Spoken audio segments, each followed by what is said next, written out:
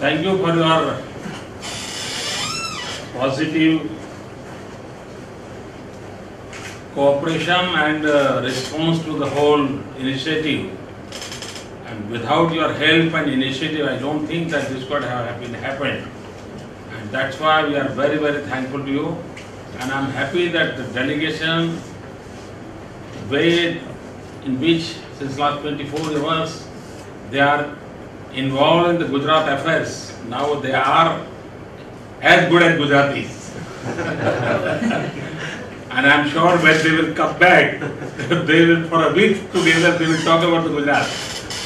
And the credit goes to you, Excellency, because they respect you like anything. And what I have read about you, and I'm sure that we will have to learn so many things from you also. Well, I can tell you that with Cathy McMorris Rodgers, you have one of the highest ranking Republicans in the House and somebody who can reach out across the entire House conference.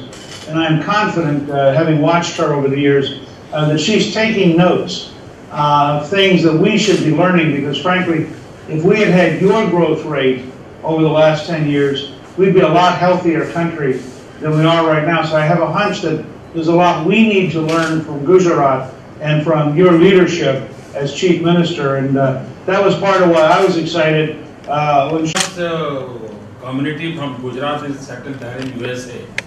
So we are in a way very close, USA and Gujarat.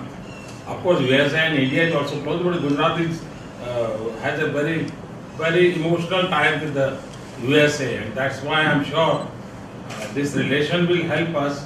The second thing is, as far as development and growth is concerned, of course Gujarat has done a miracle, because once upon a time we were a trader state. We were never a manufacturing state. We were never an agriculture state. We were simply a trader state. It has been totally transformation. Now we are a manufacturing state. We are this destination. We were never there on the tourist map. Now we are one of the best tourist destinations also.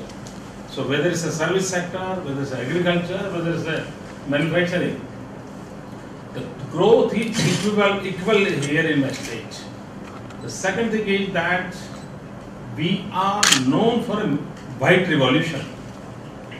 In my country, with the help of cooperative movement, one small state which had a water scarcity in past is leading in the milk revolution also.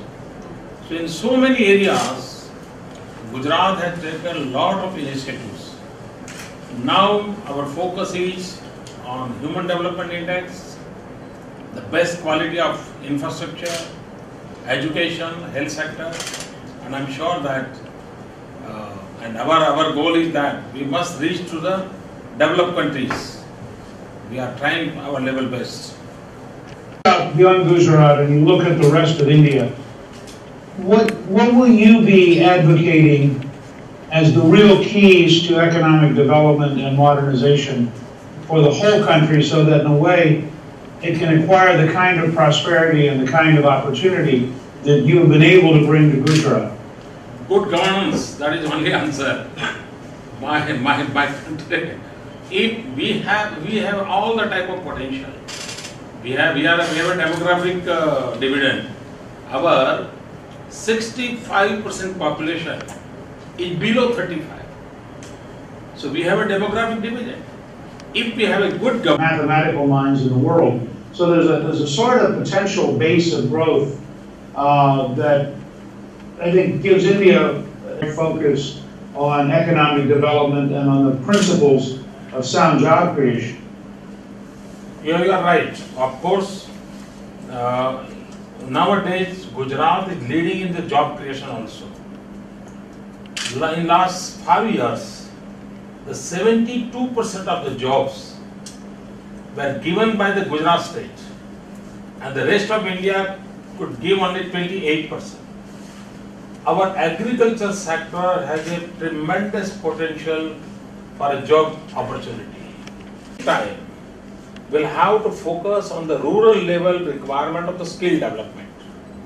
So nowadays in my state, our target is a skill development and go for the service sector. We can provide the manpower physically at the same time. Nowadays we are getting the outsource activity. So many countries are doing that outsourcing here in India. And that's why also we are getting a lot of job. Of course, USA has a different type of thinking in this regard. But when the people want some cheap results, they will prefer the developing countries for the job. Naturally, it is going to be happening. I'm curious, if you don't mind, what is there about agriculture in Gujarat which has made it so dramatically more productive than agriculture in the rest of India? Thank you. Very good question. The one thing is what we have there. In a very simple term, I can say the transfer of knowledge. Previously, the knowledge was very limited to the agriculture university and the laboratories. And farmers were doing the farming very traditional way.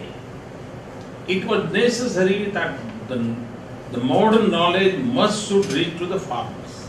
And for that, every year in month of May and June, at that time in Gujarat, the temperature is 44 degrees.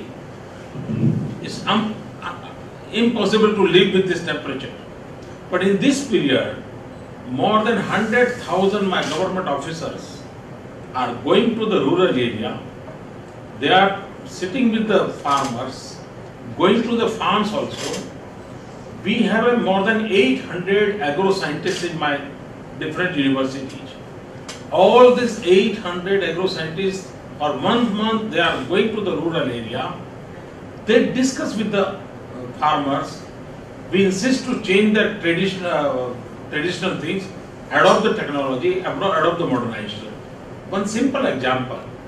Gujarat is the first state in India who started soil health card. What is the health of your soil? What are the deficiencies? What type of fertilizer is required? What type of crop is suitable? We did a very scientific analysis of each and every inch of the land. And because of the reason, agriculturists can decide that what type of crop is suitable for this land. So he earns a lot. And that's why he's a beneficiary. My next stage is, we want to go for the greenhouses. Then we want to go for a value addition. Simply a farm product should not go direct to the market. There must be a value addition. And so why we are focusing on the rural area, the value addition activity. If the our whole agriculture is dependent upon the rainwater. And 7 years out of the 10 years, we are facing the drought-like situation. In Gujarat, we took the initiative for the rainwater harvesting. Through satellite, we did a mapping of the state. Then we prepared a contour plan. We gave it to the rural area, and we tried to educate them. Please stop the water reservoirs. And because of that reason, the water table came up. In my country, water table was going down. But Gujarat is an exceptional case where water table is coming up. And because of this reason, these agriculturists are beneficial. We have a run of Kutch in Gujarat. It is next to Kutch is Pakistan. The huge land is a run, is a desert. Now we have a bulk pipeline transferring system, and we are providing in Narada from 500 kilometers away. We bring the water to that Kutch, and because of that reason, now Kutch is exporting vegetables.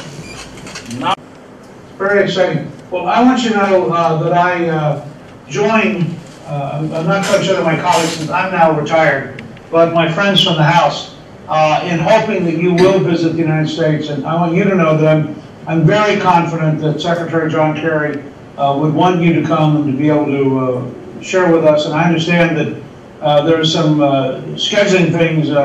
Shalabh was explaining to me that, and having run for president, I can appreciate this, that there is a point in time after which you have to focus rather closely on the Indian electorate.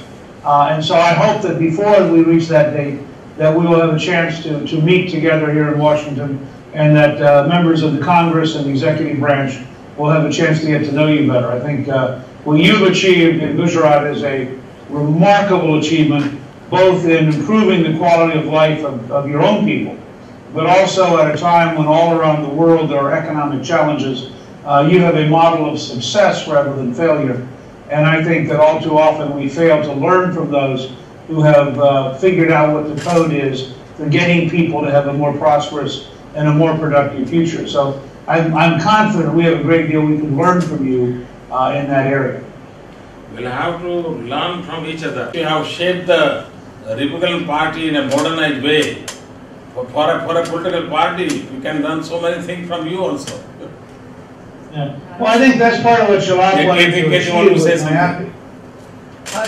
Thank you, Mr. Chief Minister, and it's been just just an amazing trip to be here. I walk away so inspired by Chief Minister Modi's leadership. But I thought just a couple of takeaways, Mr. Speaker, that just from being a member of Congress and what I've seen here. One of my favorite things that he said yesterday when we met with him was that it was about getting rid of the red tape.